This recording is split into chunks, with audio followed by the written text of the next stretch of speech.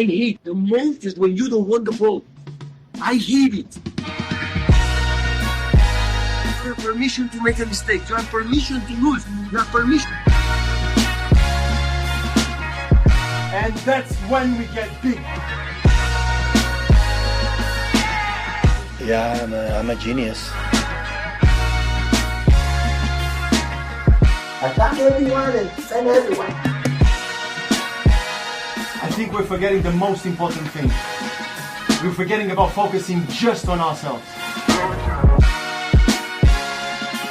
But we can do better. We need to take the next step, and there's no better place than taking the next step here. Show ourselves out there how much we want to win it again. We win 4 of the last 5 Premier League, guys. 4 of the last 5 Premier League. Are we going to do it again? Don't ask me again about doubles, triples, quadruples, fifth-tuples, six-tuples, and seven-tuples. So... don't do it. Hey. Welcome to episode 132 of Shades of Blue. World's famous. We are the most comprehensive show about Manchester City, covering both the men's and women's game, spanning both sides of the Mason-Dixon line. We making art over here. Capitalize A. I'm Crunk Chocolate, and I'm here with the show bro, Sharpie Charlie. Hello over there in America. How's it going? Hey man, we spanning both sides of the Atlantic Ocean, and Dave, you know what it is. Like my man them over there in London doing it big between London and Manchester. International Crunk out here, world famous Man City US Crunk. See my man's on all social feeds. Boom, my man's is out here. But no, it's all good over here, bro. It's a Tuesday. My UNC Tar Heels are about to play basketball. Trying to get into the real big dance. They didn't want us in, but we trying to knock down the door. So I'm excited for that. Excited to talk to you and talk about some city football. It was an interesting weekend. Oh man, yes it was, and we'll definitely get into it before we get into anything else at all. What I need you to do right now, if you're watching on YouTube, hit that thumbs up, like this video, because it is midnight where I am right now. You know, it's late for Sharpie.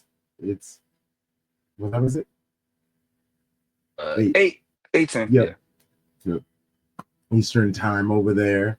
I'm over here, like he said. I'm in London. Tomorrow, bright and early, I have to wake up to take the train from London and to Piccadilly and Manchester. So how long is that ride? I took the off-peak, which isn't a direct, so I have to take a couple of like stops. So it bumps it up to like a 3-hour trip instead of it being just be like an hour and something. Gotcha. Nice. Yeah. Like I probably will nap on that train for a little bit. I'll probably set alarms so make sure I know when I'm getting off and things like that, because it could get real spooky.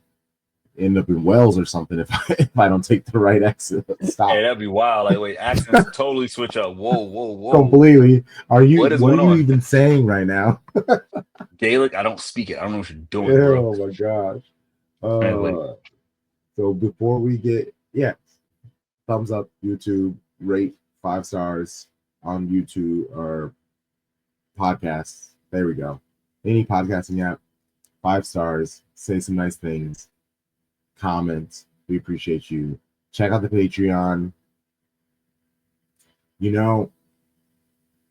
Thought I would be I'm gonna upload some things onto Patreon, onto our YouTube, make some nice videos. I gotta wait till I'm back in America. Like this is way too much. In the best one. What they call it, it's like a dump, right? You do the trip dump later, London, yes. England dump later, like let it all set, and then people get like, whoa, this all happened. It's all good, delayed gratification. They can wait. I can appreciate, I can enjoy, I can add better, production value to it as well. It's been a lot in the best way this trip, but yeah, I want to be able to actually kind of like think back on everything, soak just like because I'm doing a real good job at experiencing things. I'm trying to take photos, videos to not forget moments. For the most part, I'm just trying to like be in the moment. Like, even the fact we'll talk about it. Shout out to Man City US. Shout out to the halftime show that I did. Like it's all kind of a lot, and I haven't quite thought much of it. So yeah, it's been fun. Let's start off with Man City men, the match against Brighton, and I have a couple of things I want to play before we start talking about the lineup. And first is Pep is just over. People asking about the squad size and Club World Cup and what he's going to do with all these injuries. The question is, if I know next season the central defenders, I will not have central defenders. Of course, we have to have more squad. But if I have central defenders, I don't want more central defenders. So I have the feeling right now, the same I've done, if we have one injured, two injured, but the squad should have been there. Maybe we're playing Champions League right now, or maybe we'll be close to Liverpool and Arsenal. So who knows? If I would know in the beginning of the season, Pep is going to happen that, oh, guys, bring me players in the summertime. Go to the market and bring me players. But nobody knows. I expect, okay, that team won, the main group of the team won the Premier League again, make 51 for the last 57 points last season, arrive to the FA Cup final. Maybe we don't arrive well prepared. We arrive in the quarterfinal Champions League where we play unbelievable against Madrid. And it happened for there. We present there. They didn't shoot and target in, I don't know, in the second half after 10, 15 minutes. So we were good, and I rely on that players. I'm sorry. What is the problem? Because I rely on the players that give me or give us or that club a lot.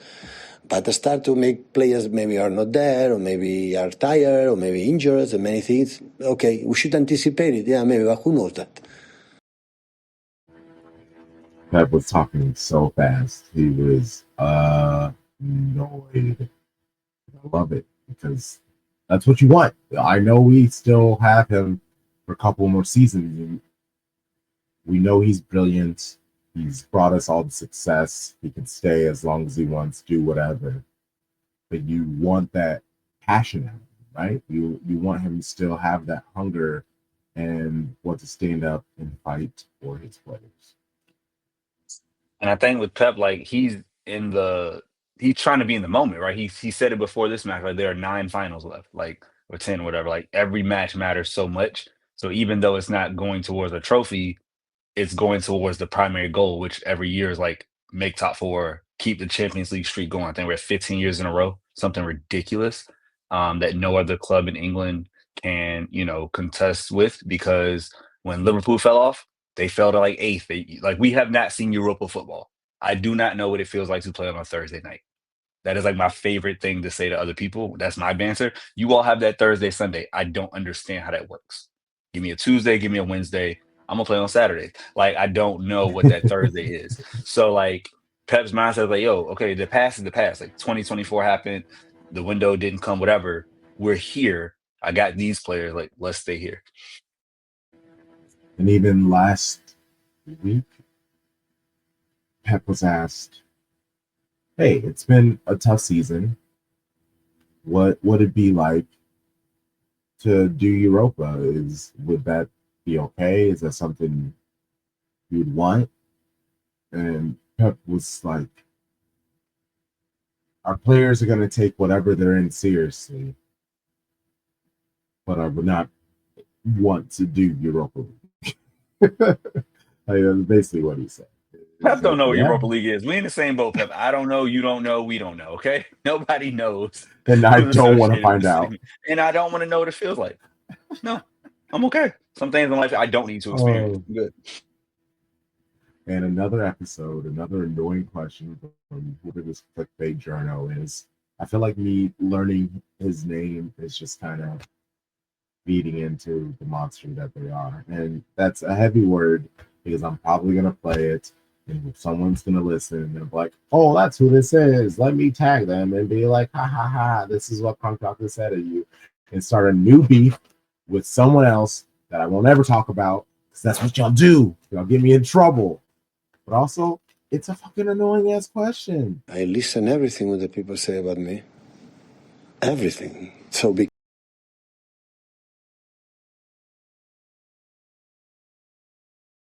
Crunk. I actually thought that I had his question in, and I don't. So what he was asking is Fabio Capella said that Pep almost ruined Italian football by getting everyone wanting to play his style of football. And so that's why he said, I hear everything. Yeah, I think we've got to embrace that we're a good. I listen everything what the people say about me. Everything. So be careful. I am controlling you. It's not the first time that Mr. Fabio Capello said that, so I'm not good enough to ruin the Italian football. Italian football is much, much important than the way we do it. A big hug from Fabio. Big hug. Poppy Peacock. That's what that was from Fabio Capello. And Pep said, like, bro, I haven't even managed this league. I'm good, but I'm not that good to change how the league plays from the outside. And yeah, whoever that is, mention him, keep his name out of your mouth. I know it's going to play that. Whoever that is, fuck that guy. Pep wouldn't say it, so I will say it for you. Keep his name in his mouth. Him, Javi, or Tabas. It's like, bro, why do y'all constantly keep bringing Pep up? Leave him alone. It's in Manchester. Bro, what are we doing? Yo, what's up, brother? It's good to see you. What's up, fellas? And Rico Lewis hasn't hit the heights of last year. Many were excited about his potential where he can hit like many on the squad. Has he physically given all he can, and that has paid the price? And he's so strong. Rico's so strong. When make a mistake, always is present again in the action. So I don't have any doubts that Rico, of course, has to improve, because sometimes we demand something or want something of him with the age that he has. So gives time to get better, and this is an incredible experience. He arrived, like Phil arrived, and every time he's Premier League, Champions League, Pepper. And now he's Portland. It's a reality of football as well. Now he's living a reality that I've not seen before. Like, it looks like this business is easy, and the business is tough. And I'm pretty sure he will help him, in the future. Rico Lewis, we have been on him this season, like most of the players on this squad, if we're going to be honest. And our thing is we are aware of his physical liabilities, his explosiveness, and things that he doesn't have. If he is tired or exhausted in any way, he kind of has to be playing at 100% at all times, running around everywhere, giving his all. You can't really do that if you're tired and or injured. So it's good to hear Pep mention that, say that about him, give him some love, some understanding. Context is important, Sharpie. He always says that. So It matters a lot, man. Like with Rico, right? If you think about when players break into our team, they're normally breaking in as like the young guy around a bunch of veterans, right? Like when Phil came in, there was no pressure on Phil. Like Phil had 1, 2, 3 seasons. People were like, go on loan because you're not playing enough. Rico literally had to play more this season than Pep would have wanted because of the injuries. We all know that because Kyle Walker left. So that put more of a burden on him. I mean, even Mateus Nunes, right? Like playing out of position. And I do think the defense has been the most affected by Rodri's absence. And so with that, you now are getting way more counters and stuff that we weren't facing the last few years. Especially having like 40 goals conceded in the league. So it's not all Rico's fault. Like he doesn't have the stable center backs beside him that he had before. He can't push up into midfield in his preferred position as often. So it's not just on him. But the credit to him is that he's been healthy. I can't remember a time where it's like Rico's been out for 3 weeks, right? Like he's available. And I think we'd be in a worse place even if he wasn't there, right? And we had to break in somebody else from the academy. So credit to him for like truly having the mental and physical strength to like get through a very long, arduous season.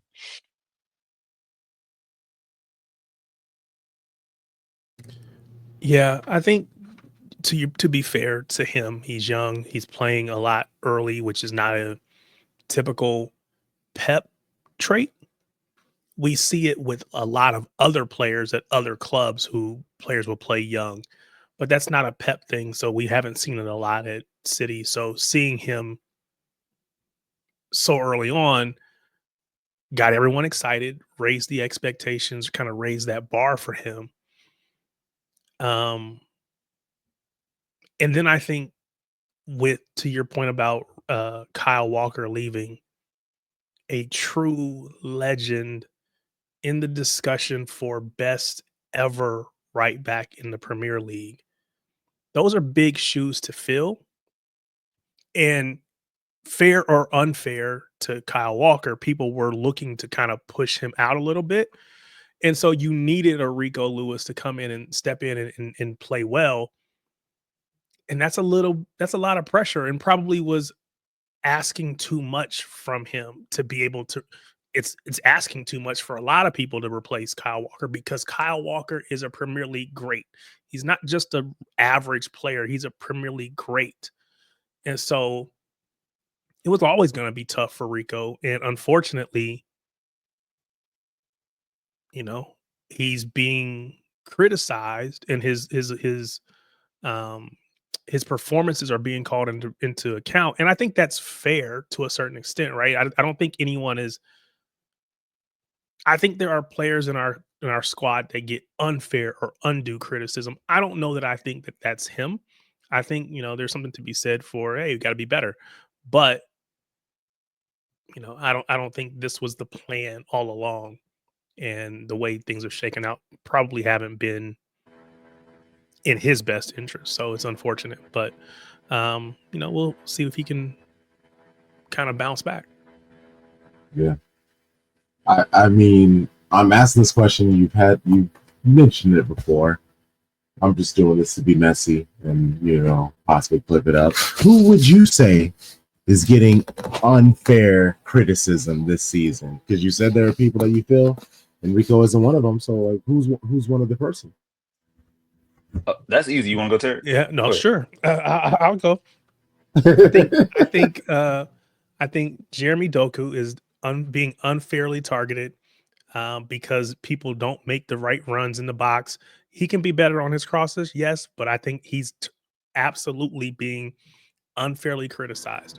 I think to a much lesser extent, Savio is being unfairly criticized. Not on the level of Doku, because I think Doku's getting the biggest brunt of it. But I think Savio is being unfairly criticized. I'll probably stop there for now. Go ahead, Charlie. Oh, those are the two. And here's the thing, right? We went from having the what's it called? The allowance of a 1-year trial run, right? A 1 year fitting in. Think about Grealish's first year. Literally, everyone said it takes 1 year under Pep to get going. Think about Mars' first year, right? Especially as a winger. Yeah. You're playing a way different style than you mostly have played before. You got to adapt. The ball is coming in certain positions. Like, we all understood that 4 or 5 years ago. Whereas now with Savio, who's younger than both of those players were when they came over in their prime, like 25, 26.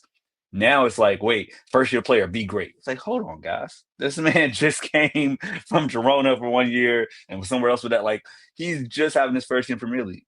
It's not going to be perfect. If you expect that, you're being rash. And then Doku, the man has the best dribbling stats in the Premier League.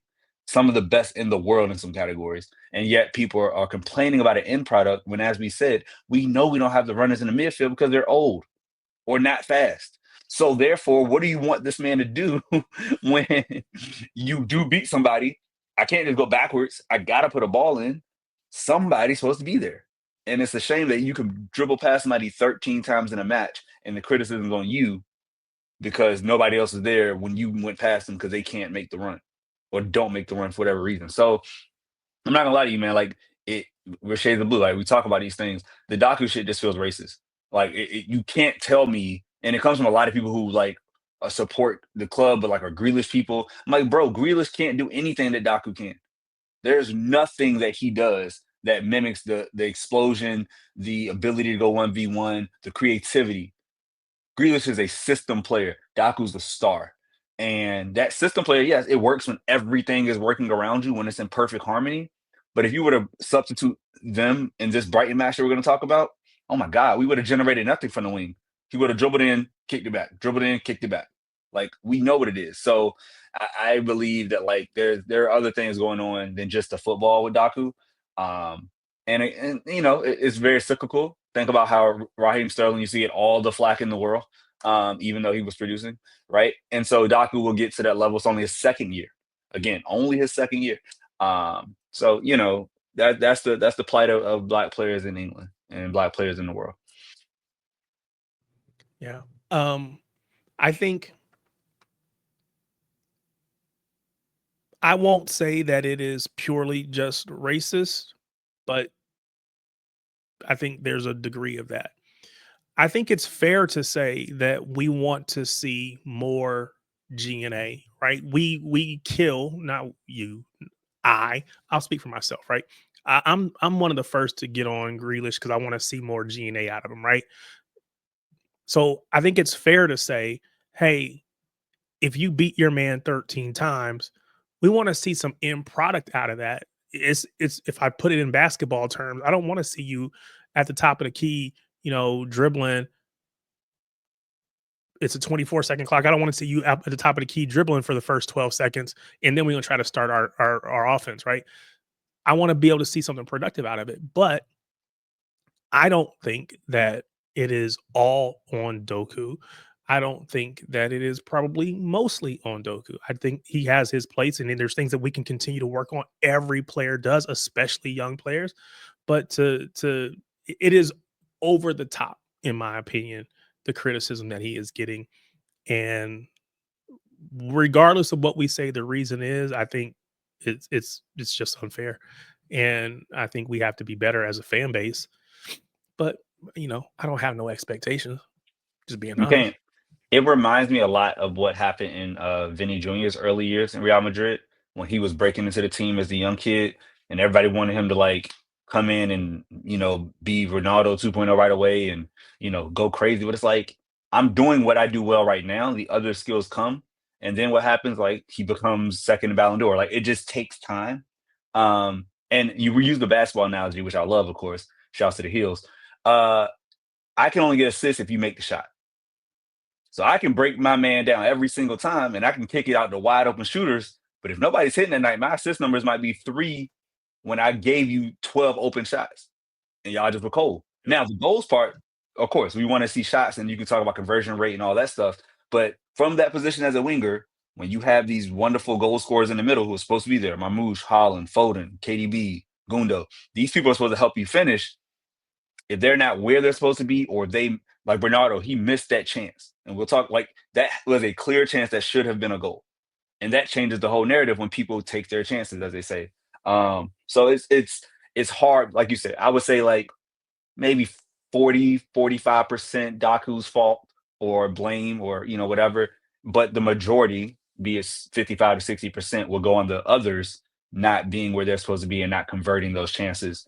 And again, it's just been an off year. Like that's just a part of dealing with this. And since we started the show, we haven't had this depth, right? We haven't had a fall like this to where we're between 4th and 6th, and it's just weird. So everything's a little off, and you know this is where this is par for the course. The thing about Doku that's frustrating is like him and Savio. So y'all are expecting them to do all the creation, all of the tracking back, retain the ball, beat the players, and basically set it up for Erling Haaland to just tap it in. It's just what they expect out of these, like we've said over and over again, these new players, when we have all of these other individuals who have been in Manchester City for years, have experienced it for years. Like, why are we not expecting more out of those players? And I get you love these players, but that's why you should be extra critical on them instead of super critical on these newer players. And we can keep it moving. It's just, even when I mean, I'll give the starting lineup, and I'll talk about my experience because I was able to watch the match in person. That was fucking insane, honestly. So Ortega, sorry. Oh, before you pivot to the match, I just want to go back. You talked about the young players and the Savios, the Dokus, and the criticism that they're getting. That is exactly why Pep has refused to play a lot of these young players, not Savio and Doku, but it's the reason why we didn't see a McAtee. It's the reason why we haven't seen a Echeverry. It's the reason why when Bob gets back, we're going to wait to see if he's going to play, right? Because he's like, I'm depending on those veteran, more senior players to get us out of this run. I'm not going to throw these young guys in, and then when things don't go right or don't go well, they get the brunt of the criticism because it's not their fault, and it's too much to expect from them to carry us from the depths of where we are right now back to the top of the table, right? That's too much to ask of these young players. It's too much a responsibility to put on their shoulders. So I think to a certain extent, he's protecting them, or he's trying to protect them from just the fans and their own, their own selves, their own, just that weight of, oh, I've got to go and win matches. I got to go and do all this. No, you just got to be a part of a piece of the puzzle, just a piece of it. And it's what we've criticized Pep for. It's why we haven't seen a Hayes, and he reluctantly put in Kuzanov because we didn't have anybody else. And so it's like, I understand why he's doing it, but I still hate it. And I think, again, as fans, as supporters, we have to be careful. Even McAtee, right? Has he been great? No. But that man is like our third leading scorer on our team, and he doesn't really play. It's like we gotta chill a little bit. I think we come a little too hard for our players. And, again, I understand that we have high expectations. We won the league 4 seasons in a row. We were hoping to win it this year. Didn't happen.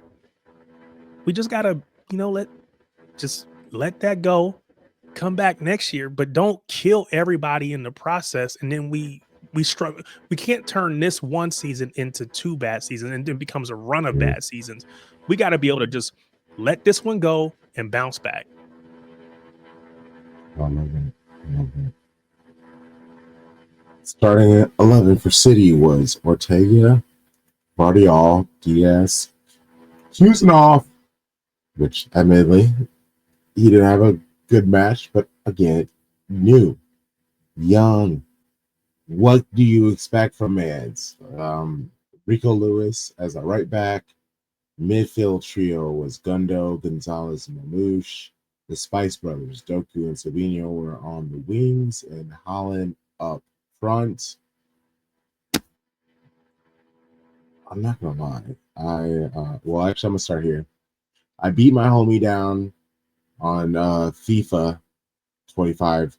He's a United fan. I'm staying with him in London. Shout out to Maddie, Kim. Appreciate y'all. Played him in FIFA and beat him 4 games to 1. It was nice. And a couple of those games, I had Nooms as my right back. Was it easy? No. Was I incredibly stressed? Yes. But I scored more. And that was the point. Whenever I was able to put like a Kanji in as right back, those were when I won like 1-0.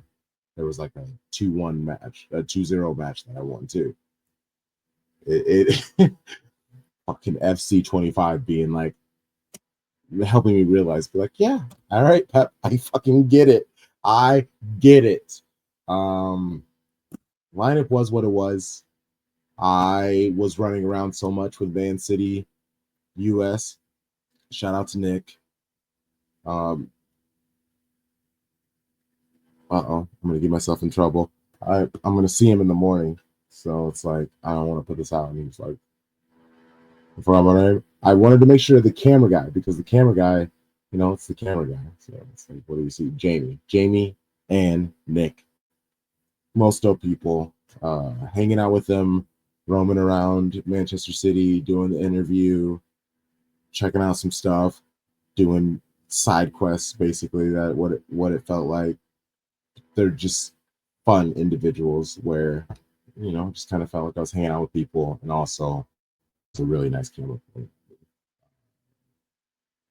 Yeah, so hopefully there'll be plenty more for people to see and enjoy. But yeah, it was a very fun experience. I was not able to drink, and I got to the match late. You, depending on your number, that's where you have to specifically go into the stadium, and mine was X. So it was like all the way on the opposite end of the stadium. It was very stressful, especially when you hear them playing like Blue Moon and you're trying to like run, and the stadium's so big. It's so beautiful. It was great. Honestly, it was amazing. People What time did you walk in? Like what part of the first half? I got in right after the Matoma goal was disallowed. Okay. So it was like 5 minutes. I missed the first like 5 minutes. Yeah, okay. Yeah. Not bad. It wasn't too bad. And shout out to Joe, and I believe her name is Sharon.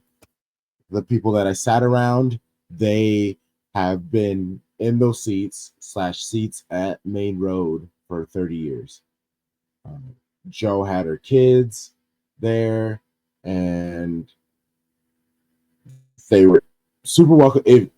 The seat I had was her brother's seat, and he is battling cancer right now. So shout out to him. Hopefully everything goes well. And that's why I was able to have that seat. And like I said, I just felt like I was a part of. It just is what another is. We're just here at City. It's the vibes. They were all fucking nervous Nellies, like I am, and I was. I'm a little more boisterous. Even she posted about it last night on social media. I was gonna say. Us. Yeah, that. Honestly, I laughed very hard because that's Anne. She sat in front of us, and then I sat next to. Sorry, this one is making fun of wolves.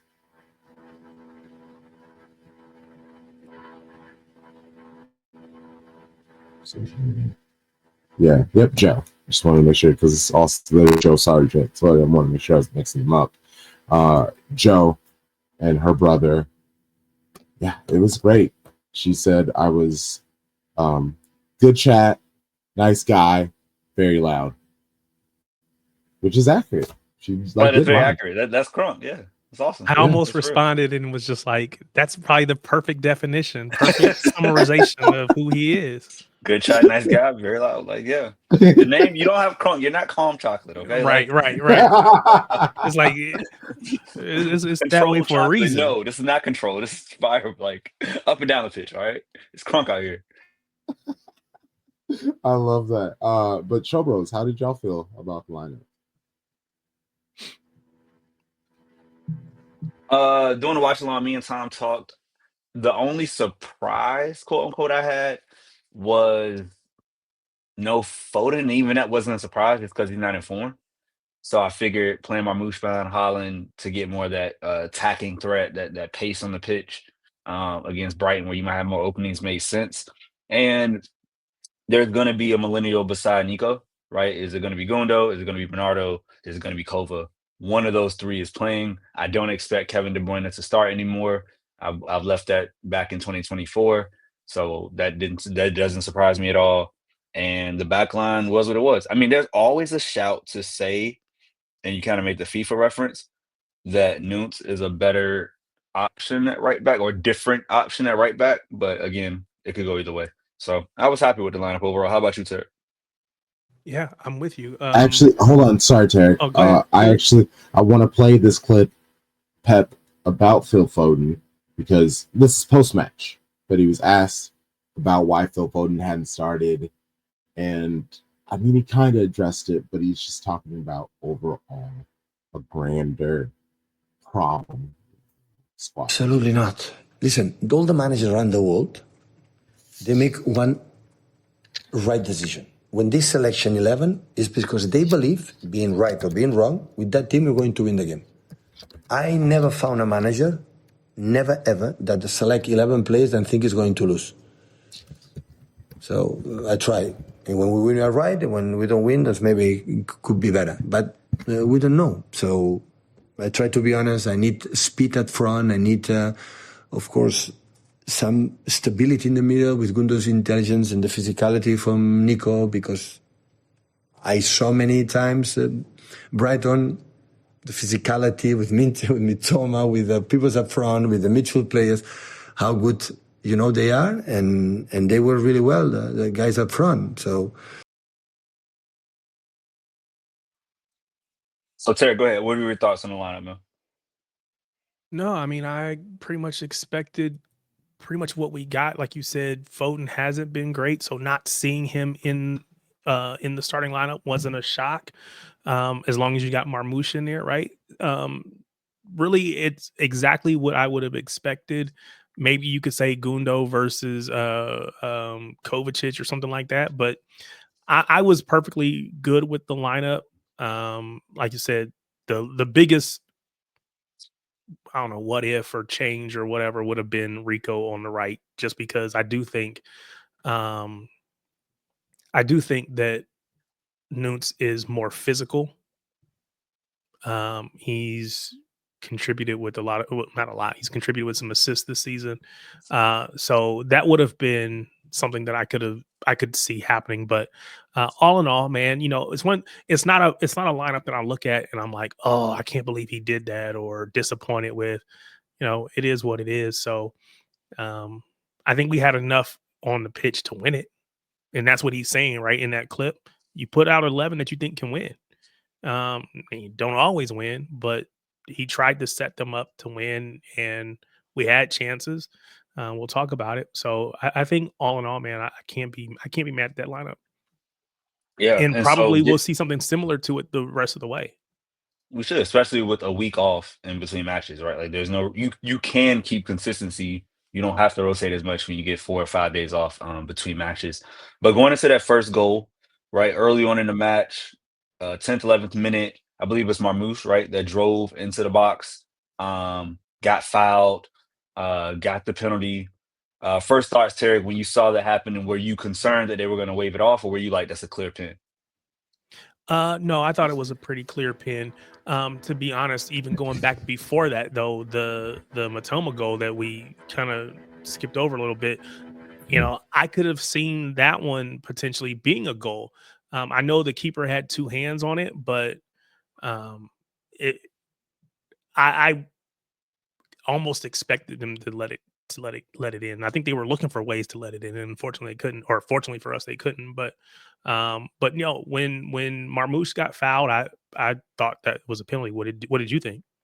Oh no, I thought it was clipping. Yeah. It's just been a few days, so I just wanted to make sure that I wasn't crazy. Because No, right away when we were I watching agree with with you. Tom, I was like, penalty, Holland, time to do what you do. Yeah. And now with Holland, like I know I think the graphics showed he had missed 2 out of his last 5. But I'm still confident when he steps Yeah. up. Like I was like, he's gonna score this match. We need this goal at home, and he slotted it past the keeper, no issues. I recorded, so I assumed there'd be more obvious goals. And I thought, all right, let's just record my reaction to this penalty instead of recording Holland taking the penalty.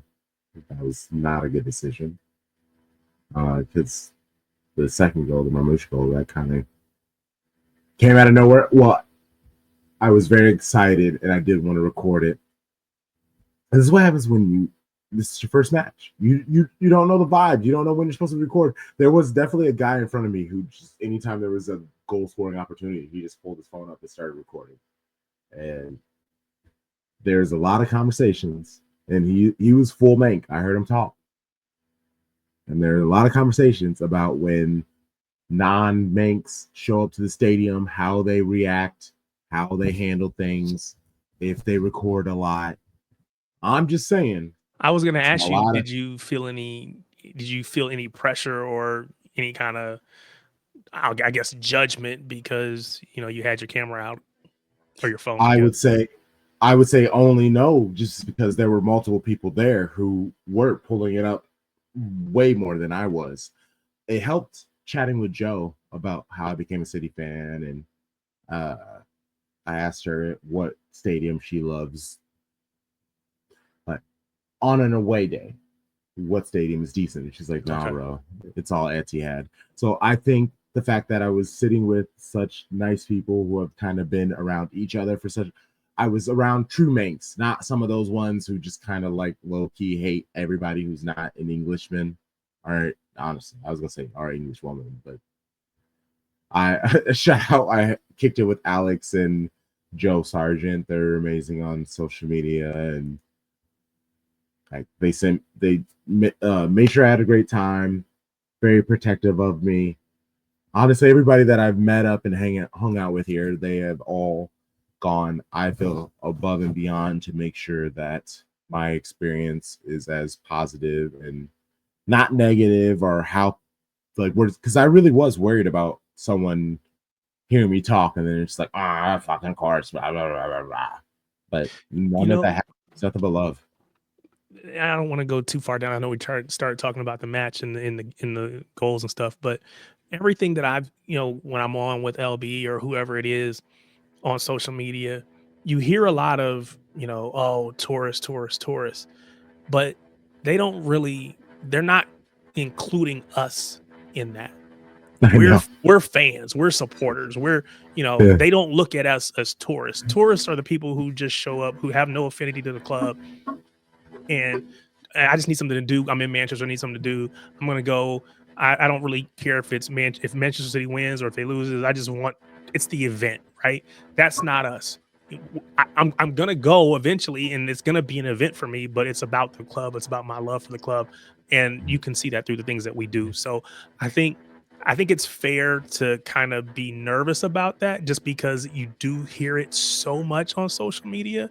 Mm-hmm. But then I also know that for most people, most reasonable people at least, there is a distinction, and we don't fall in that. So I'm sure you were good. When I commented on LB's stream that Crunk was on the official City show, everybody was like, "Oh, that's dope. That's love." Everybody had much kudos about it. So I just don't think that we should look at ourselves, or even when those kind of comments come up, just don't even worry about it, because that's not who we are, and we know that. And the people who know us, they rock with us. So it is what it is. Yeah, I'm with you. I agree. And when I talk to people who are, new to us, or asking those questions, how you became a fan of City, how did the podcast arise, and things like that, I very much say, hey, we are truly split 50-50. Half of our listeners are American, half of our listeners are non-American. And I think that's perfect. That's exactly what you want. That there are non-Americans who listen. And I bumped into so many people who they've given us love. And the biggest thing that they say is, I just love how different you feel compared to everybody else. And I mean, naturally, like, we're coming from our perspective. That's why I wanted to put it out. We're fresh, we're fun. You can get the knowledge, but also, have a laugh. But it's obviously in a different way, and that's great.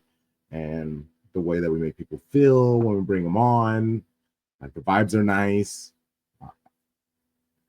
I know we do a great job. I love my show bros. I know y'all are fucking rock stars. But over these last few days, it's been very nice to, again, hear it, feel it, receive the love and the kind words from a lot of people. And this is, we're 3 months in, 3.5 months into this year. We got plenty time to grow. I want to bitch about this Doku yellow card because Go right ahead. The floor is yours, sir. Yes. Because it's one of those things at the stadium. I could so Doku does the breaking, he has to jump, he falls, and everybody in the stadium was like, "Oh yeah, penalty, yellow!" And all of a sudden, he points it at Doku, and truly, that was the loudest. Man, Brighton were louder. I hate to say this, the Brighton fans, that little strip of their fan base, they were fucking rocking that entire match, especially when the team started playing very well. I could feel their chanting coming at me, like the sound waves were hitting me. But that was the loudest that Man City fans were booing the fuck out of the ref in that situation, because everybody thought it was going to be a penalty. Everyone thought it was going to be a yellow for whoever it was who came in and made that slide tackle. I guess I'll play Pep, so I'm not. Well, he doesn't jump, maybe he can break his leg. It's he go on the grass as a tackle and he jumps to don't be a contact. So Jeremy is not a diving player. They should know it, but it's what it is. So we didn't win or didn't lose for that decision. So no, I accept that, but sometimes it doesn't look good if a player gets booked for diving, does it? Fuck that guy. It doesn't look good if a player is booked for diving. Fuck that guy. I said to referee that if he doesn't jump, he can be kicked hard, and that's why he jumped to protect himself. And yeah, but it doesn't matter. Don't ask me about that, please. Don't ask me about that. You're gonna be fine. In the stadium, watching it happen, I can see why the yellow was given, because you could see him jump, realize he can't land naturally or whatever, and he just kind of falls, or realize maybe he should fall. It wasn't as smooth flop. It was, you could tell that he made a decision halfway through the air, and I'm not saying that should take away from him, because it is very obvious what it was, but I could see why it gave the yellow. I still expected it to be a penalty and all those other things, because he was the aggressor in the moment, and that slide tackle took him out of that situation. And it was incredibly frustrating. So here's go ahead, Tarik. Go ahead. Oh, you got it. I was gonna say, for me, when I watched it on the watch along, I was like Pep kind of mentioned, if he keeps running, right, and he gets slid into, it's a clear pin, but again, the injury risk is so high because that defender had to make a decision. They go down to the ground. It could have got real bad real fast. If he jumps, which he did, he loses the opportunity to earn a penalty, but he protects himself. It's not a simulation. This isn't him trying to say oh, I got hit, or the guy took me out. No, I know this guy's going down, the ball's away, I gotta jump. It's a terrible call. And I think the one early in the match on Savinho was more warranted, because you don't expect yellows on wingers to affect the match. But in this case, it shouldn't happen, man. It was, you see it happen all the time where players, they got to jump to protect themselves. Okay, we move on. That's not the same. I saw a card on some match I was watching Sunday where it's yeah, this player literally, or I think it was Raul Jimenez. He literally jumped in the air, looked like he got shot when he got tapped in the back. That's a simulation. This is not a simulation. That's this fair. is, I can't, I don't want to get hurt, or I don't want to hurt anybody else and run into his leg or whatever. So yeah, I don't know. I just thought Simon Hooper was terrible. He disappointed me. He is trash. Yeah, I can understand. Well, I don't think it was a yellow card, right? I think the reason people flop in basketball, the reason people dive in football, is because if I don't, the ref won't call what should be an obvious call, right? If I don't jump over this player, he's going to potentially break my leg. That's what Doku has to think about in that moment. So he jumps over him. I feel like if he lands just normal, he lands on his feet and he keeps running, maybe he doesn't win the ball before it runs out of touch. And then not only do we not get the ball, but I don't think the call comes because there's no contact. But it doesn't require contact. So in that moment, Doku's like, well, maybe I get the ball back, maybe I don't. And I may not get this call, which made me potentially lose the ball. So why do I feel the need to try to, I have to be the one to stay up? I think he made a choice. He went down. Do I consider it a dive? No, because there was a play that happened that, put him in that position. I think he probably could have landed and either kept running, or he may have landed and stumbled or whatever, depending on how his his shape was. But I just think it was maybe a little exaggerated the way he went down. And I think that's why he didn't get the call. But I just don't think that it's the right call from the referee. I think you have to, because otherwise, what's to stop a player from just coming in there like that? And then you feel like you have to just stand there and take it. And then now you're injured. We got enough injuries on our on our team. We don't need any more injured players. So it's like you owe it to yourself to stay healthy. You got to avoid that. And then it's the same reason why players pull out a tackle sometimes, and they get crucified for it, right? You can't pull out of a tackle. If you're a defender, you're a midfielder, whatever, no one should be pulling out of tackles. But people do it sometimes because you're afraid you're going to get hurt. And you're making a business decision. And Doku he made a decision.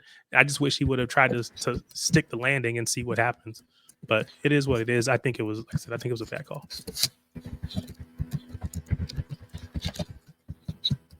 Yeah, it was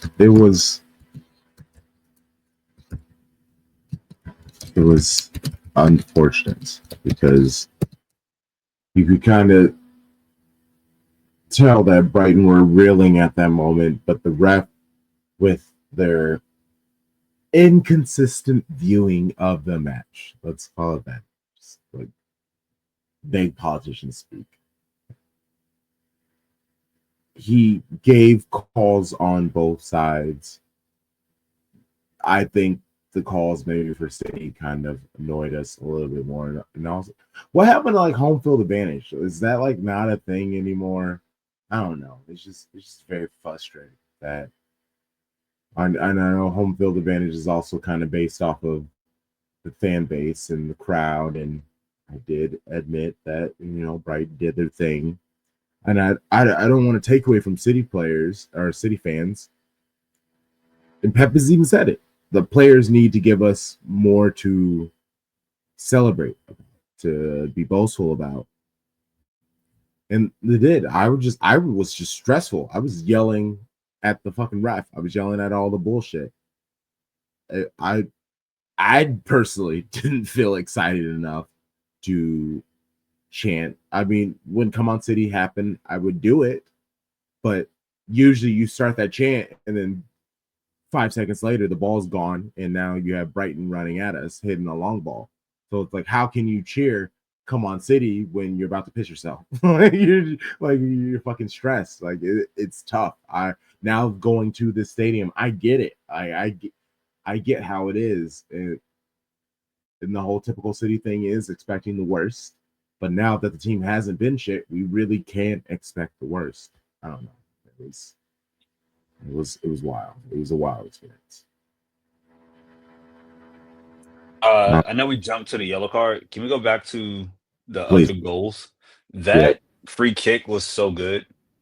And I know people were giving Ortega slack for not diving, but here's the thing. Standing there, being rooted.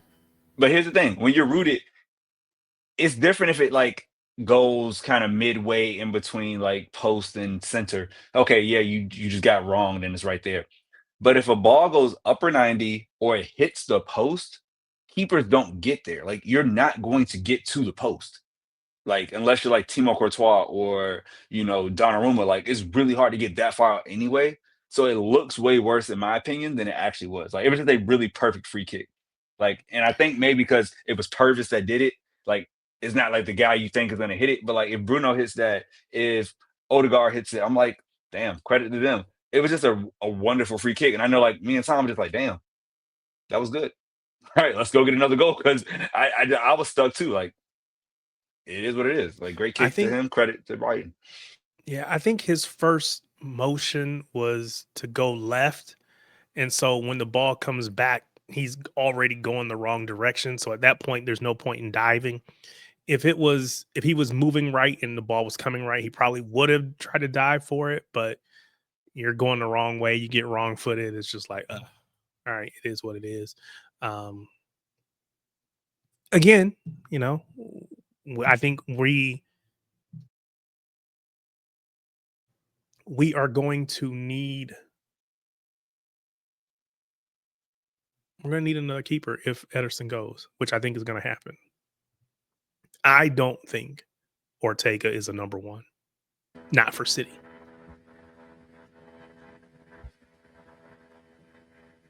Oh, okay. Well, I was waiting for him to go more into it, and he's just like, "No, bro." I just don't think he's number one. No, that's fair. That's fair. No, that's fair. I'm with you. Hey, I'm with you. I'm 100% with you. I just thought you were gonna give a little more. It was just like a mic drop moment. I was like, "Oh, okay." There's a fact. Like, we established this early in the season, right? Like, so much of what we see in March has been proven from November to February, right? We know this club. We know the players that should stay. We know the players that should go. Like, there's a reason why we're linked with like 6 to 10 different players in the world, because a bag will be dropped this summer, and we already know it. Like, the game is the game.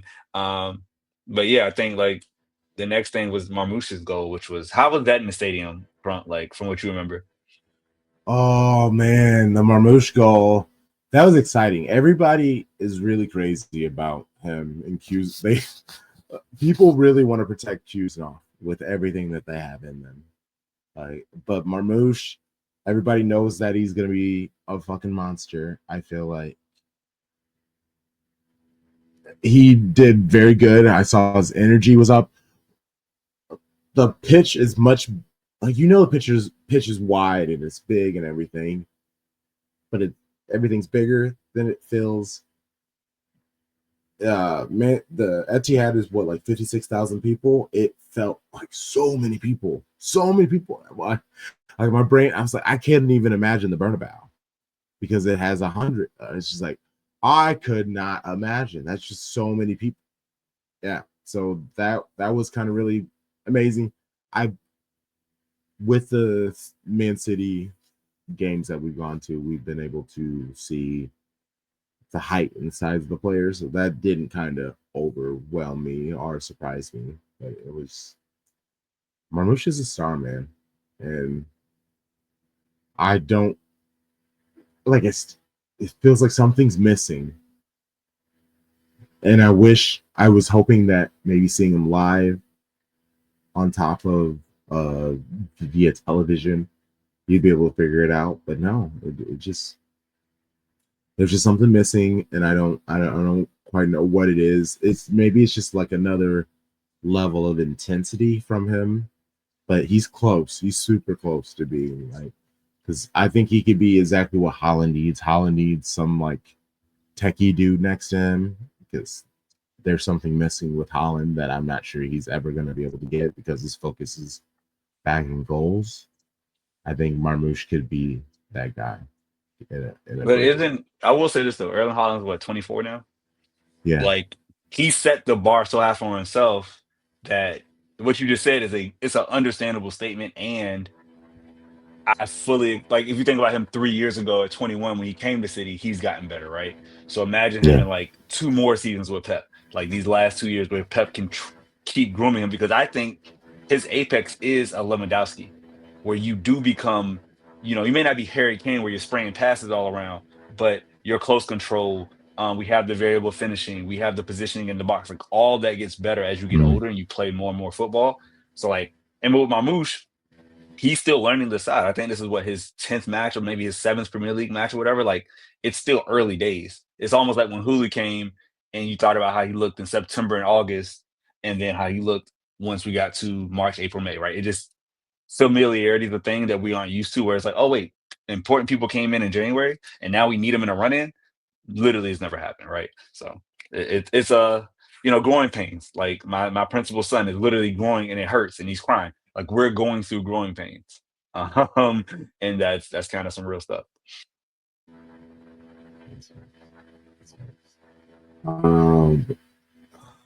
Yeah, the Mamush goal, the Stiknan goal, the Kusanov own goal. Okay.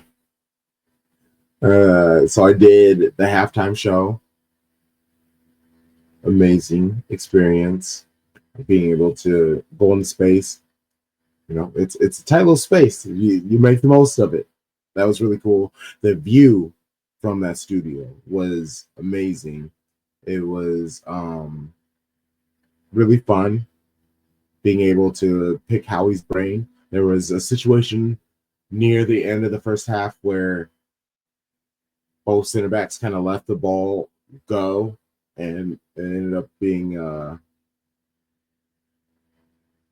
very almost effective counter where there was almost a goal. And I asked Steve Howie, hey, in that situation, like how does not one person make a run at the ball as being a central defender? And just said it simply, like, bro. He didn't say that, bro. I'm saying it, bro. It can quickly go from it's okay to holy shit very fast, like very fast, faster than you can ever expect. And during the halftime show, they had me try chocolates. Like I get it, Crunk chocolate. I was like, gonna ask you about that because you had I had the crispy one, right? The Rice Krispie, the crisp, the honey. It was honeycomb. That was the crunchy. Oddly enough, then there was the twirls. And it's basically just like little chocolate wisps in chocolate, and then they're Twix, which is different. It's like equal amounts. The nougat are crisp, the biscuit, and caramel and chocolate. And it was kind of like thinner, but it was longer. So that was a little wild. I was like, hey, actually, I'm here for this. Let's do the silly. And when I took a bite of the Twix, a little bit of caramel got stuck on my lip. And I'm trying to like cool and calmly like clear it off. And FG asked, how was that experience? And I was like, I'm gonna handle business after. They do their talk and the camera goes to the other people and they both just like lose it. And they were just telling me how that they were just like, hey, no, you did a great job. It was very funny. Thanks for doing this. And yeah, it was really cool. Especially shout out to Howie, who I'm probably not even saying it's probably Holy or something like that. His recollection, like when he's talking about the game and the play-by-play, he's saying it basically like exactly how it happened, but it was like 20 minutes ago. And he's just describing, the touch. They thought they had an extra moment, but he held it onto it. And it was like, bro, you are a fucking killer. Why are you not doing more with this? It was really cool. And even FG, to see his growth in person from just being like a Twitch streamer to being the guy where he's like, hi, and he's like reading his notes, he's preparing himself, he's asking the studio people how they look on this. Like, when you see professionals doing their thing, you're like, okay, cool, respect. It gives you goals and aspirations and makes you want to do your thing better. Yeah. I know. Never mind. Well, no, what? Well, no. I was gonna say would you do something like that here in the States? Obviously, we're city fans, right? But if you and I was gonna, I said no because you live in Iowa. There's not a team right there close by. But let's just say the Chicago Fire or Chicago Stars, if you want to go on the women's side, whatever. And they were looking for a match day host, kind of similar to this set up for FG. Would that be something that you would be willing to do? You would want to do? Is that something you would be interested in? Forgetting shades of blue, because I'm not saying, oh, you got to stop doing this to do that. But Yes. would that be something that you would be interested in?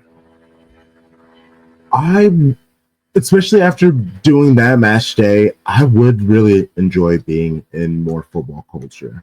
So I would just say, I think I would say yes, probably more for the Stars than the Fire, the Star than the Fire, because the vibe, even though they just got smacked. Oh man, they got beat down. But yeah, it was really fun, and also being able to have these conversations with more football people. Like I just have you show bros. That's what has been so nice about this trip in England is there's just football knowledge all over. Even walking back to my hotel from the stadium, and you're just walking with all these people, and you're hearing everybody's thoughts and how they saw the match, and some are wild, some are practical, some are nice and respectful. But it was just really fun being surrounded by people who care about the same thing that you do. And even if it was Chicago, it's not city. But yeah, no, I think that would be fun. I would very much enjoy something like that. Yeah. So hey, awesome. if that's something y'all are up to, hit your boy up, or even Man City US. I feel like the interactions were pretty decent. If you see anything positive, I'm here for the Club World Cup. I'm willing. There you go. Shameless plug. Shameless plug. Completely here. Help me help you. Help me help you. Help you. There we go. Because that's the most important thing. Yeah. Clip that, put it on social. Let's get this shit rocking. All right. My part comes out, right? Like I waited a minute just to make sure it paused. Yeah, clip that. Let's get it rocking. Let's manifest what we want. Let's get it popping this summer. And so speaking of the halftime show, the Kusanov goal, I didn't even see it. I was still going down because it's on the studio's on the 4th floor. We're going downstairs. We're walking around. And we get to the bottom, and the guy is just like, it's 2-2 now, yeah? And I was like, legitimately, I'm pretty sure I said fuck off. Like, just because I was just so shocked. I was like, what? No. And everybody else was like, wait, what? No. And he had to show us his Apple Watch to be like, here, you see it says 2-2 on my phone. Oh, that was so stressful. And for the rest of the match, because that's how it ended, 2-2. In my brain, I still feel like it was 2-1. Like I didn't see the goal. The team played shit. They gave off the chances to let another goals, but there are moments where I'm like, right, they didn't win. Can we talk about the 2 missed chances, please? Yes, please.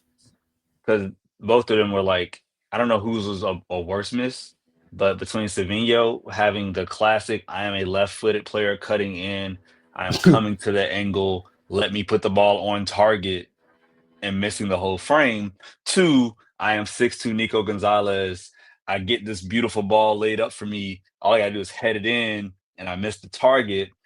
Tarik, which one was the worst miss? Savinho or Nico? Good question. The Savinho miss looks so bad. It just looks horrible, bro. so bad. It's a little It's like, dude, you're a professional footballer. You got to put that on frame. You don't necessarily got to score, but you can't put it out basically out of the touch. You have to score, or at least put it on frame. Make the goal, make the keeper make a save, something. But I mean, Nico was from closer, right? He's closer range. He's just a header. He didn't miss by much. I think it just kind of went off the post, I think. So yeah, at least it's touched the post. It's hard. Yeah, it's hard to criticize that although it's a chance to win a match, right? It's a potential match winner. So both misses suck, but man, that Savinho one looks really bad. And again, Savinho's it problem. Oh, I'm sorry. feeds all, oh no, I'm just saying, and it just feeds all the criticism that I talked about earlier. So And I think literally, if he chooses 21, or no, if he chooses a different, this is where numbers matter, right? If he chooses a different number, and he even as a left footer, nobody makes the instant comparison to Mahrez, right? But he looks like him, same complexion, hair, some like everything screams Mahrez, but Mahrez was a seasoned professional in his prime when he got to City. Mahrez doesn't make that mistake. He Oh God, probably no. scores it. He probably scores it, but at least he puts it on frame. Mahrez hits it on the target with his eyes closed and his left foot and his right foot behind his back. Like Yeah. he's gonna hit the target. But Savinho just in a bad run of form, not really being able to get that last goal, that last kick right, either G or A. It hurt to watch. I was like, oh, like I think I guffawed. I was like, oh, like how did you just? It was a chance, and all I'm doing is playing FC 25 Crunk. I'm like R1 circle, R1 circle. Just say R1 circle, just curl it. Like you don't have to hit it hard. The keeper was in a advantageous position. Just go around him, like softly. And that's where you appreciate players like Mahrez and Messi, these left footers who just have that beautiful touch that can change from power to finesse. And that's his age, right? He's 20. Like in 2 years, I don't think, and next season he probably doesn't miss that chance anything close to that badly. But boy, it was hard to watch. Nico's, I get heading is hard. Unless you're a striker, like I don't like if it's Holland there, you're supposed to make that. Anybody else is like, I hope you make it. But your whole job as a soccer player, a footballer, is your feet. That's why it's called football. And his left foot let him down. So yeah, just it wasn't. I won't blame them again. I'm not. No head loss. I'm not saying they're the worst players in the world. It's just like damn, 2 big misses, and even Kuznanov's own goal, right? It's not his fault per se. It's just wrong place, wrong time. And that really sucks very much so too. We can get to baby blue baddies later, but like same thing with Yui. Wrong place, wrong time, the wrong angle, stupid pitch. Like, it's always context for these things. And that's our season, right? Context is everything. Because boy, it's rough out here. It's rough. I hated the Kuznetsov goal because, Crunk, you were talking about how people have kind of rallied behind him after that first match mistake that leads to a goal. Actually, that first 10 minutes mistake that leads to a goal, and he got crucified by the media, crucified by other fans, whatever. And so City fans have tried to rally behind him, and he's been playing really well. I just think it's unfortunate. Like if I look at FOTMOP, right, I see him at a 5.5 rating. And I don't think he was poor at all, except for that one mistake. And like you said, it's really hard to call it a mistake. It's just wrong place, wrong time. And so it just sucks because it feels like as he's making that progress, people are like, yeah, he's a killer, boom, boom, boom. Then something will happen and it kind of a little bit of a setback. But everything we've seen says that he's mentally strong. So I suspect he'll keep coming back, but it was a tough break to see that go off of him. So unfortunately, I do worry about his tick. I should be telling his fucking poker face, but bro starts sweeping his hair when he gets real stressed. And after that own goal, he was like, his hair was wild because he had just been like messing with it so much. And I get it. TV, my bad. Go ahead. No, go for it. Go for it. I was gonna say, watching on TV, it looked like he was going to cry. It looked like he was about to cry, and I was like, "Oh, dang!" Because again, I just look at they're kids, man, and it's just a mistake. You didn't, whatever. So that was unfortunate. But you're right. I do see his hair is Pep's water bottle, right? It's the telltale sign when you're ticked, your things aren't going your way. You're a little off. And it's everyone wants the best for Kuznetsov. Nobody around me at all brought up Kuznetsov anymore after that match. Like after that own goal. Like it wasn't a thing. No one was like shitting on him or angry. Did anybody bring up Savinho's miss? everybody got real crazy or quiet, like just like Mm. like even the conversations that I was able to have with the people around me, that really wasn't helpful. It was my dumbass, because it was like 75 degrees when I left America. I didn't grab a coat, so I came to England without a jacket, and it's been windy, bitch, and it's not terrible, but that wind is effective. So after the match, or at the end of the match, it's like, hey, where's a city store? And they helped me get that city store. All I wanted to show. So first off, I want to say, I like is on the photo of Man City US, but this is New York Official Supporters Club. They're the ones who got this for me.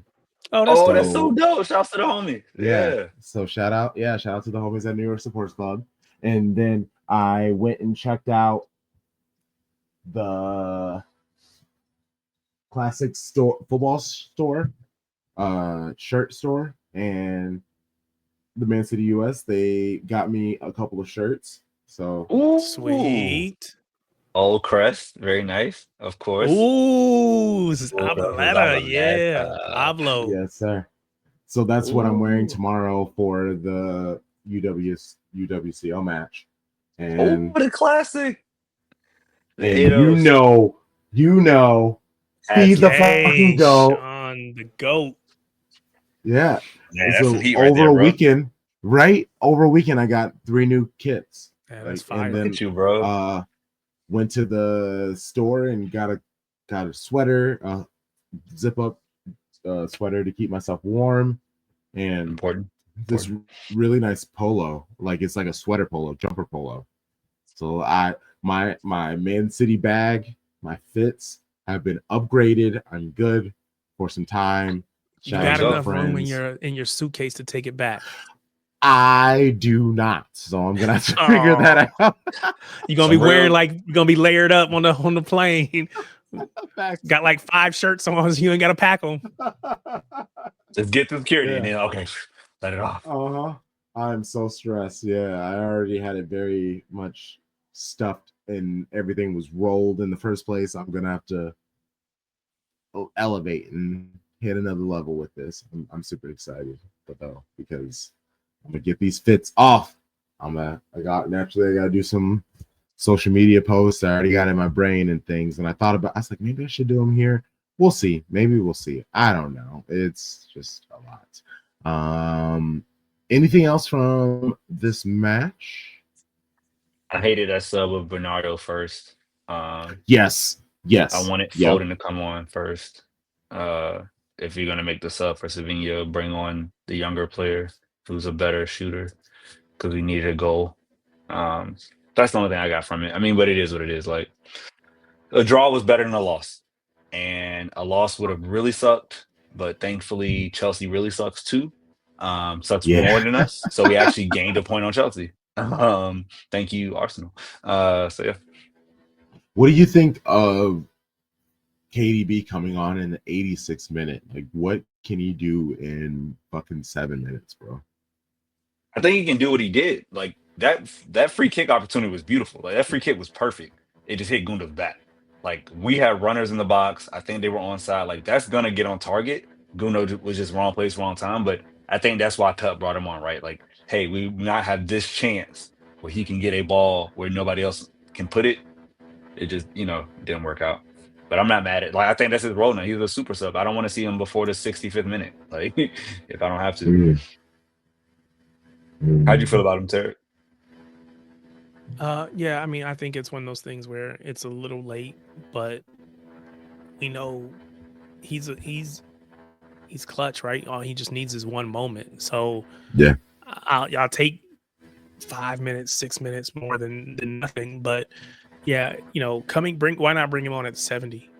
Whatever, right? There's, again, unless you don't think he's able to get through it. Otherwise, he is, in my opinion, without question, our most creative player. We need a goal. You put him in. You gotta, it's like you go down shooting, put him in, see if he can create something. But, Pep feels different, I guess. Yeah, no, And I think to a certain extent, Pep is looking at next year already, right? He's looking at next season, and we just got to get through this. But he's putting those pieces in place for next year, and I think there's something to be said for this is going to be the reality for you if you stay. You will get many more 5-minute, 10-minute cameos than you will like extended periods of starts or just an extended amounts of playing time. I don't think City, and I said this on LB, right? City's never going to push him out. He's a legend. You don't push that dude out. You let him decide. But behind the scenes, you let it be known, look, this is what your life is going to look like. If you're comfortable with that and not going to cause an uproar, cool. You're more than welcome to stay. If you want more than that, you need to go find it someplace else, because this is what your life is going to look like. 5-10 minutes here and there.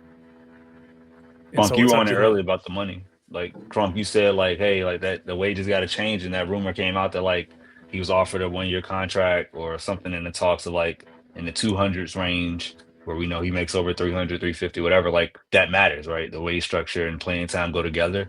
So again, would I love to see him come back to get that a fully healthy as possible last season, 34, 35? Great.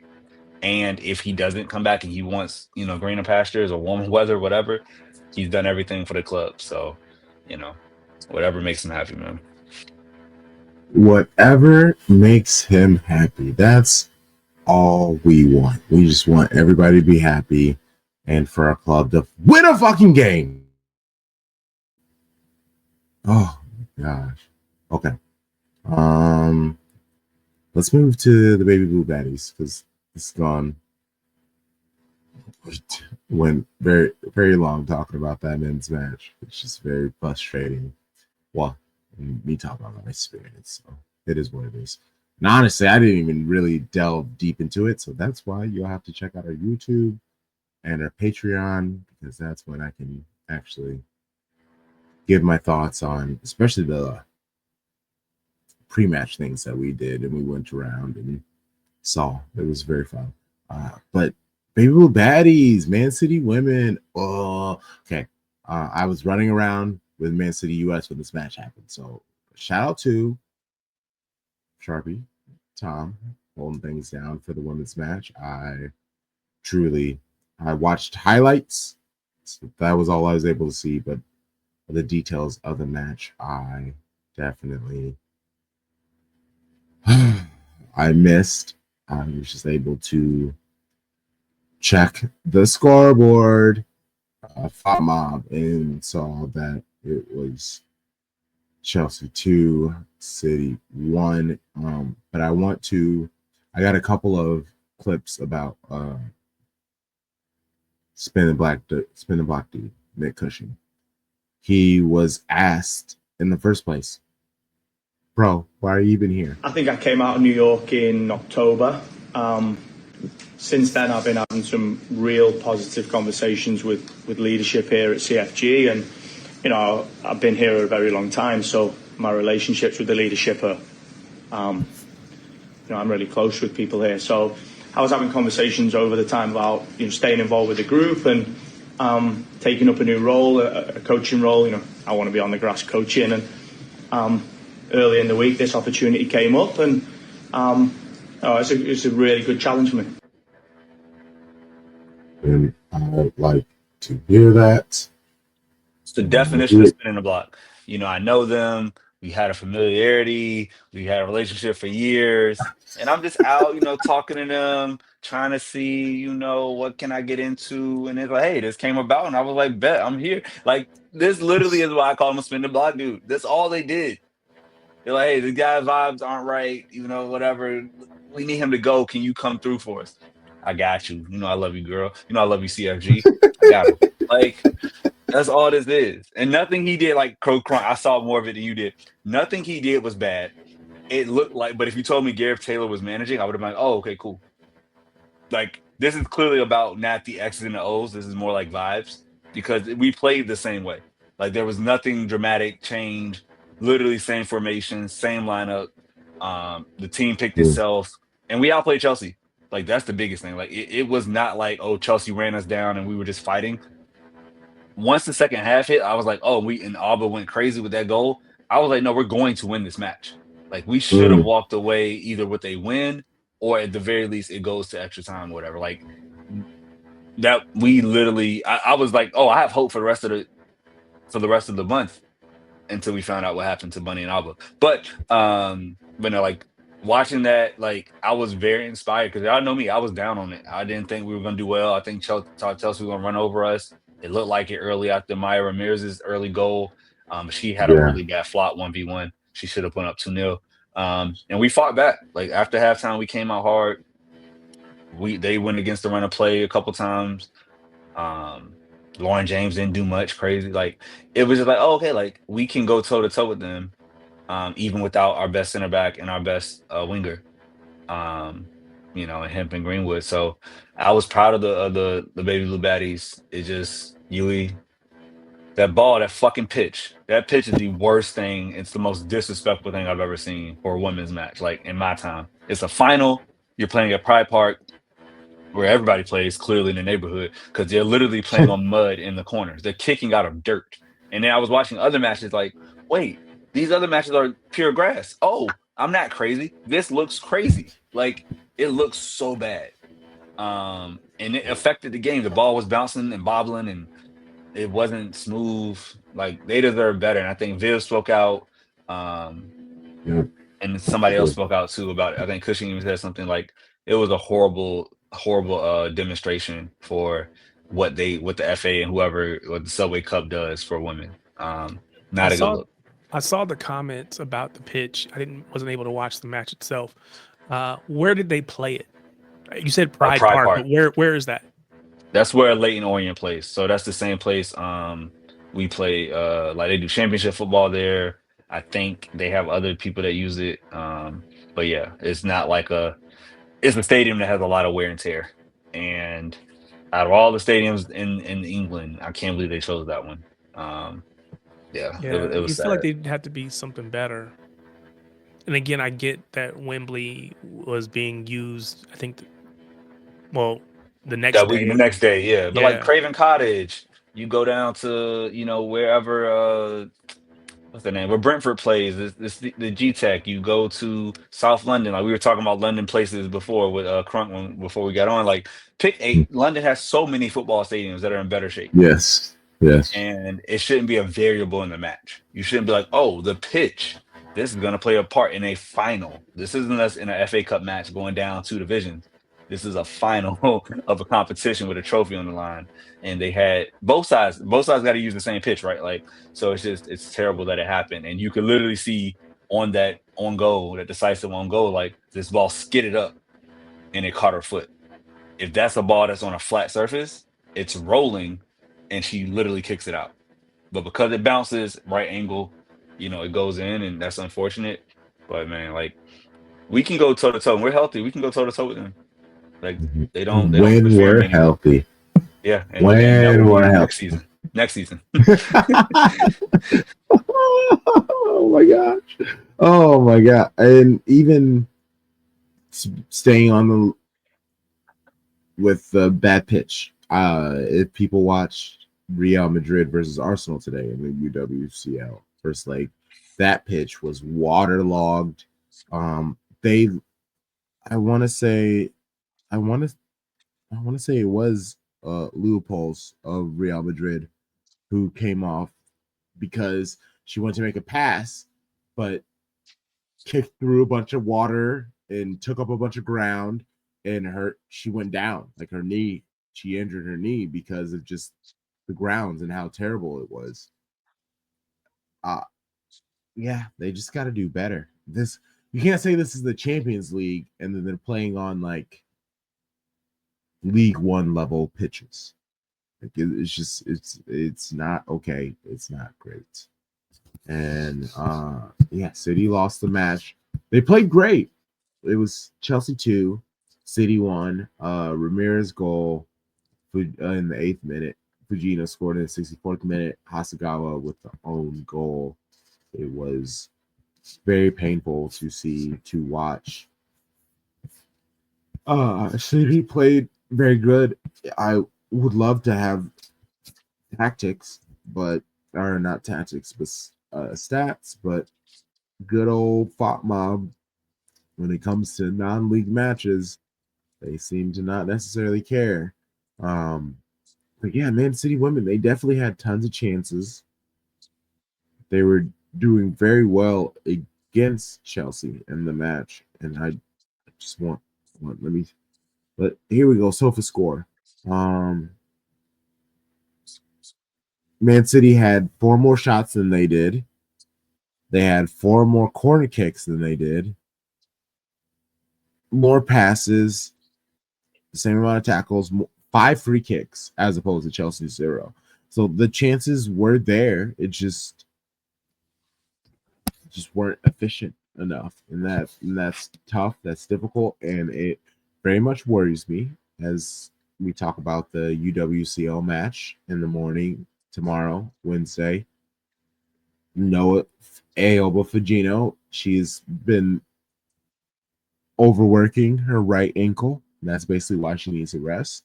And Bunny has a hamstring problem. All the best we can do is draw the match, but also it's like, who the hell plays in this game? Who are the 2 people who come on and fill in for Bunny and Fujino? Oh, it's easy. Viv and Carolyn. But Viv has been starting though. I know. You move her up. You start Just Park. Carolyn Okay, plays there in we the go. wing. Just Mark and Carolyn. Okay, cool. Yeah. And then the hard part is that there's no depth. Like you are saying, like, hey, you 11 are gonna run it, and good luck. Because now I think this is the time where we have. Oh no, we played them every 3 days. So yeah, the next weekend, the weekend matches, the lead. Yep. So hopefully Bunny can be back for the lead. Her and Abba. But yeah, I think we can give them a go. It's at home, so we got a chance to enjoy. I'll say a draw. A draw feels good because their attack doesn't scare me anymore. Like I saw it because the way this is what Mark was talking about. Like I mean not Mark. Andre. Sonia's tactics are very Sonia Simeone. Like she does not go for it at all. They could have killed City, and she just wouldn't attack. They got their first goal and basically stepped back, and it was like, oh, this is it. Okay, unless she switches it up, I don't know. Yeah, and looking at this lineup, even with it's Lily Murphy, Blinkille, Oyama, Coombs, Weinrother, Naomi, and Keating, and that's with Park and Carolyn coming on. Those will be the players who will start. Who's going to even be available for these matches? With knowing we will have to play them in 3 days and not lose if we want to do the Champions League. Bro, if we lose 3 straight with letting go of Garrett Taylor and dealing with Spin the Black Dude, like, I'm expecting Sharpie. I'm expecting you to come in and say I told you so, do some dances. It's not even that. It's the talent, bro. Like it's the talent more than anything. Like we need 100% of our best 11. If you don't have Greenwood, you don't have him. The context matters. Like I can't judge the side the same way as if they were there and we were playing terribly. And I'm like, damn, the management sucks. You can only do so much, man. Like you can't give me a bunch of lemons and say make orange juice. Like it's really hard. And so I want to at least get a point. If we get a point from the UWCL, make the second match stressful, great. I'll take a draw in the league. I'll take 2 draws back to back. That'll be an amazing week to get a draw in Champions League and a draw in the WSL. Like I'll take it. So we'll see. I hope you see a win, of course. But I feel like you will be happier with a women's draw tomorrow than you were with the Brighton draw on the weekend. Yes. There'll be a point earned versus 2 points drop because we are the underdog. Yeah. Okay. Yeah. All I can see is a draw. Everything in my brain plays to draw. because I will never say we're gonna lose. I'm trying to see, it's like, is it 1-1, 2-2? I think it's more likely to be a 1-1 draw than anything. I do not see us scoring 2 goals.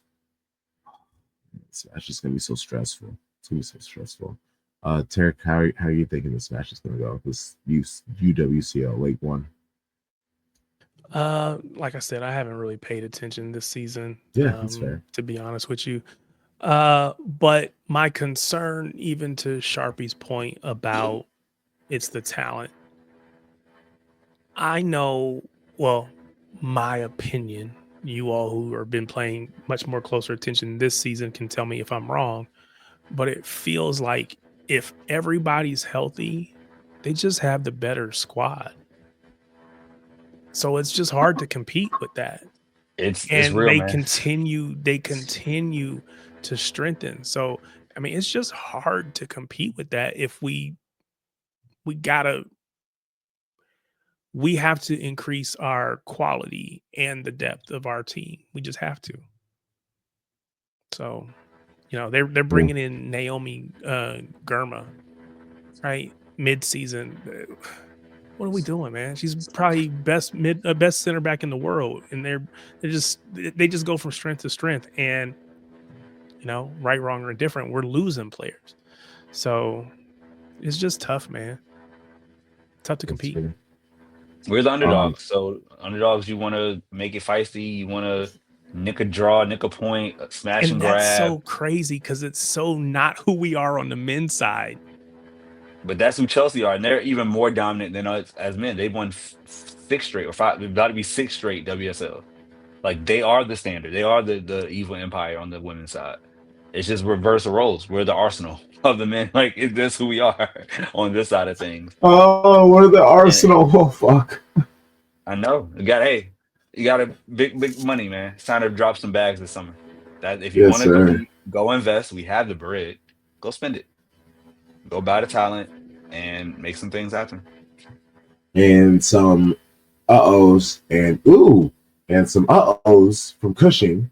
He was asked, hey, are you staying? Are you going? Will you be past this season? This is definitely till the end of the season. I think for us it would be crazy to look any further than the end of the season based off the games that we've got coming up, right? I think for me, one thing I've been really clear on since I came out of New York is that my development in this organisation has been the one thing that has continued to give me the hunger and the desire to keep improving football players. I went from the boys' academy to the women's team. I went from the women's team to New York as the assistant coach and then as the head coach. And, those conversations for me are about continuing my experiences. And, I think to have new experiences as coaches is something that will continue to develop you. And would the presumption be that you return to the men's game? Listen, I'll be really honest with you. When I was in the boys' academy, I was working under 12s and under 13s as an assistant coach, and I never thought I would coach in the women's game. And then when I was winning trophies in the women's game, I didn't even know any teams in the MLS, and I landed in the MLS. So one piece of advice I give coaches all the time is you never know what's around the corner. So the door is open to any opportunity? Always. I respect that. That's real life. Anything is possible. Here's a positive from him. And he just was talking about what he wants to see from his players. I think we've got to embrace that we're a good team. We've got to understand that although change sometimes brings instability and sometimes brings confusion and sometimes brings a little bit of apprehension, we've got to fall back on the fact that we are in all 4 competitions, that we are in a Champions League quarter-final, we are in a League Cup final and an FA Cup semi-final. And, the desire and the hunger to get into the Champions League again next year has to be the driving factor. I've said all along to all my teams, I have to have players and people around me with real hunger and real ambition and a real belief that we can continue to be competitive and win. So that's all I want to see.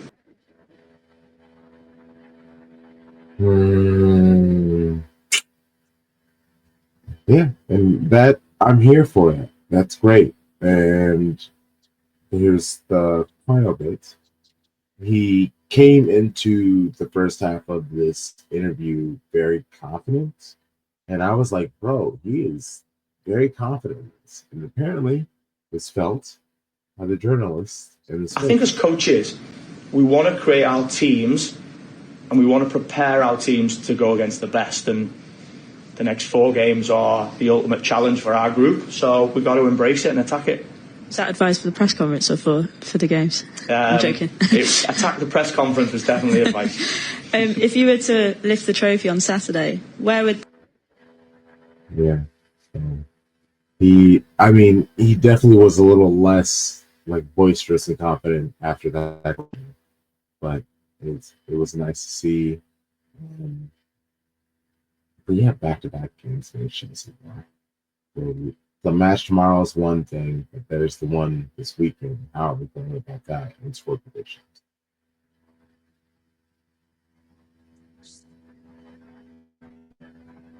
This one we win.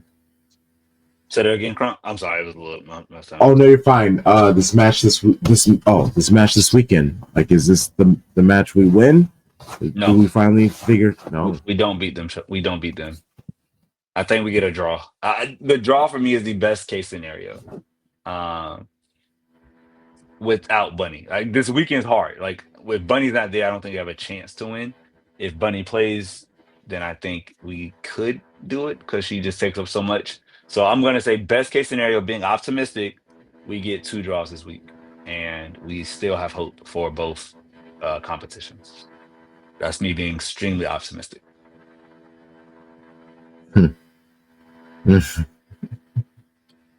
Oh, I just want to see my team win. I'm tired of draws. I'm so over it. I'm over it. Okay. We've been at this an hour and 40 minutes. It's late. It is almost 2 a.m. here in England.